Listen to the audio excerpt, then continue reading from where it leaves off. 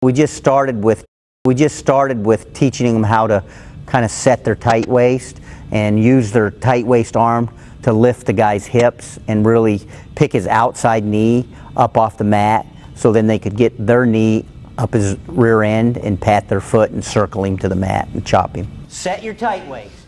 Just set your tight waist as deep as you can. That means you're going to have to drop your shoulder, okay? And set your tight waist all the way to his far hip. And then I want you to drop your other knee, and as you're doing that, I want you to crank your elbow right to your hip. So that should lift his hips up, and you should switch knees.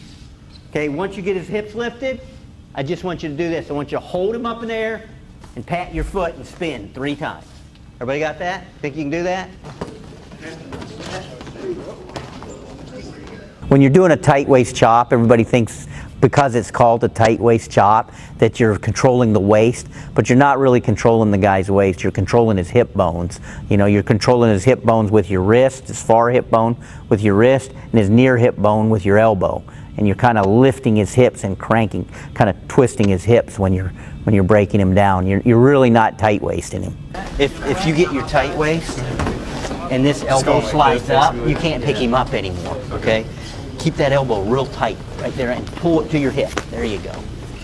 That's real important. This elbow being real tight and in the crook of his hip will help you lift. We did something also.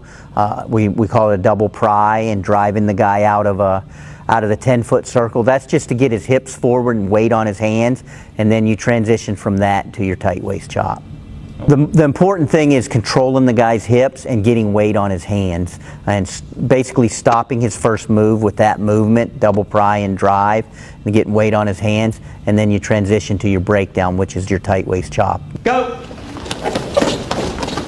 Remember, sometimes if he's pressing back so hard that you can't get him moving, you feel like he's suctioned to the mat, pick his hips up.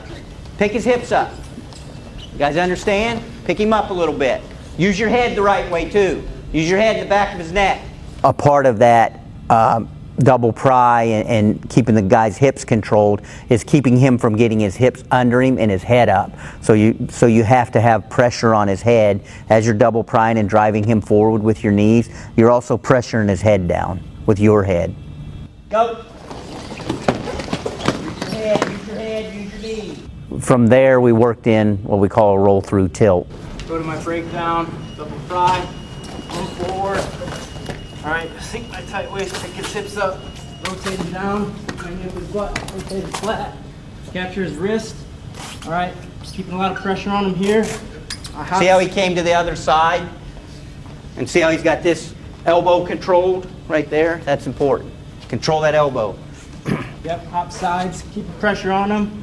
If he builds up, this elbow immediately goes inside his thigh, and once your elbow's in his thigh, you got him. Your head follows your elbow. Roll through, catch him on this foot, right here. This elbow comes to this knee, traps him in here, elevate the leg. If you miss the elbow knee, you miss this, you can roll out. It's real important. Make sure this elbow touches this knee, and this foot elevates. Okay, hold him here. Got his wrist at hop sides, okay? He comes up, my elbow goes inside his thigh, my head follows my elbow, I catch him right here, catch him in my hips, this elbow and this knee connect, this foot elevates, this knee's pointing to the ceiling, I'm holding here, I'm holding him. All right, elbow comes inside, all right, my head follows my elbow, catch him here, elbow to knee, elevate. Guys, if he turns into me, I'm pulling the wrist. If he turns away, I'm pulling his bicep, okay? Right in the crook of his elbow. Sometimes your grip slips down a little bit. Whatever you can do to hold him here.